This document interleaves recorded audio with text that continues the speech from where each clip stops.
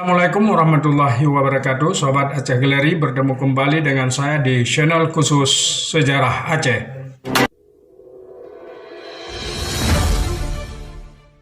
Sobat Aceh Galeri, kali ini kita akan membahas tentang perjuangan seorang tokoh wanita dari Tanah Gayo. Beliau adalah seorang pejuang kemerdekaan dari Tanah Gayo bernama Inen Manyak Teri.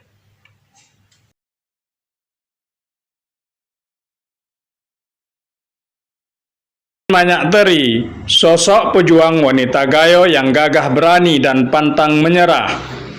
Ia berjuang tanpa kenal rasa takut dan tidak pernah mengeluh terhadap segala penderitaan selama dia bergerilya di hutan serba jadi Lokop demi tegaknya marwah dan martabat bangsanya. Inen Manyak Teri dilahirkan di Kampung Sembuang, Serbajadi, Lokop dengan nama asli Tripah dari sebuah keluarga yang sederhana.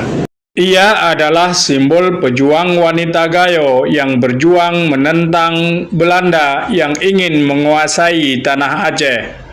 Ia mewakili sosok wanita-wanita Gayo yang memiliki jiwa patriotisme dan keberanian tanpa batas dengan berjuang di bawah kilatan pedang dan desingan peluru morsase Belanda demi sebuah masa depan bangsanya yang lebih baik. Di penghujung Perang Aceh-Belanda tahun 1890-an, Aceh bagian utara dan Aceh bagian timur semakin bergejolak. Belanda semakin menambah kekuatannya dalam usaha mengejar Sri Kandi Cutmutia di bagian utara dan Tengku Tapa di bagian timur. Tengku Tapa pernah merebut Idi dari tangan Belanda. Pada siang hari keadaan aman-aman saja, tetapi pada malam hari serangan tidak pernah berhenti. Keadaan ini membuat tentara Belanda sama seperti seekor monyet yang diikat di tiang. Kekuasaannya hanya sepanjang tali pengikat sekitar tiang ikatan itu. Akhirnya Belanda berkesimpulan bahwa Tengku Tapa harus dikejar sampai ke pedalaman di daerah Kejeruan Abuk dan sekitarnya. Operasi militer harus digencarkan dari arah Idi dan dari arah Tamiang. Daerah kekuasaan Tengku Tapa pun harus dipersempit. Rakyat di sekitar Kejuruan Abok harus dikelabui agar memihak Belanda.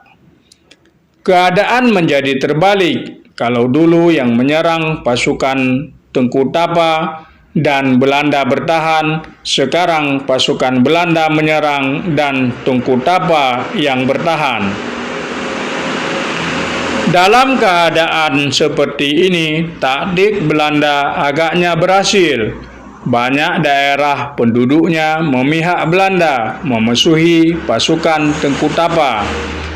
Sebaliknya, banyak pejuang yang meninggalkan kampungnya bergabung dengan pasukan Tengku Tapa, bergerilya dari satu daerah ke daerah lain.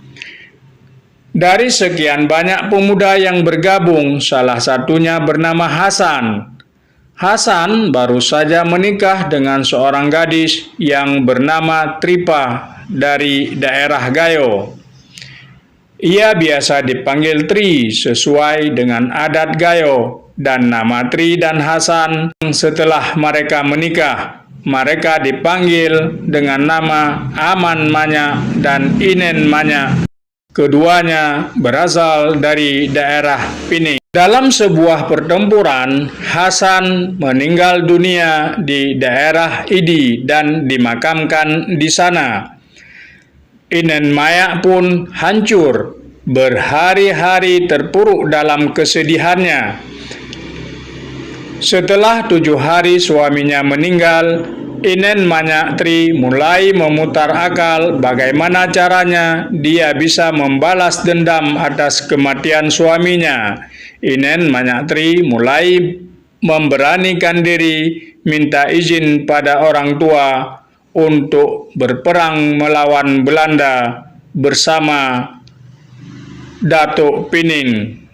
Pada penghujung tahun 1898, Inen Manyakteri bergembira bukan kepalang mengetahui Belanda akan datang ke daerah Pining. Belanda datang di bawah pimpinan Kapten Collins. Pasukan Pining di bawah pimpinan Datuk Pining Tua dibantu oleh Inen Manyakteri. Mereka menyambut pasukan Belanda di Tingkem, daerah perbatasan. Begitu Belanda datang, pasukan Datuk Pining menyambut mereka dengan penuh semangat juang.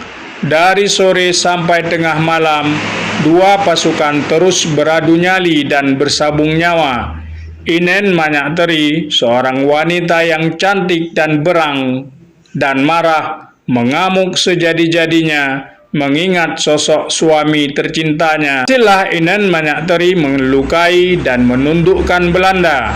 Sungguh pun malam itu juga Belanda harus sudah bertolak dan berbalik arah. Pasukan Inen Manyakteri kembali ke Pining dengan hati senang. Satu langkah ia telah lebih maju. Belanda datang lagi ke daerah Pining, tepatnya pada tanggal 12 Februari 1904 di bawah pimpinan Kapten C. Lex Lenner dari Kuala Simpang. Lagi-lagi pasukan Inen Manyakteri menyambut pasukan Belanda di perbatasan. Pertempuran sengit terjadi kedua kalinya di Tingkem, perbatasan dengan Aceh Timur. Inen Manyakteri langsung menghadang sang kapten. Ayunan pedangnya ternyata dapat melukai kapten Belanda hingga dua tangannya hampir putus. Malam itu juga pasukan Belanda kedua kalinya kembali dengan kekalahan. Mereka kembali ke Kuala Simpang. Dalam pertempuran kedua ini, wanita pejuang yang penuh semangat ini, Inen Manyakteri, terluka parah pada saat itu. Rupanya melawan kapten perang Belanda bukanlah hal yang mudah bagi dirinya. Segera Inen Manyakteri dilarikan ke hutan agar tidak diketahui oleh Belanda.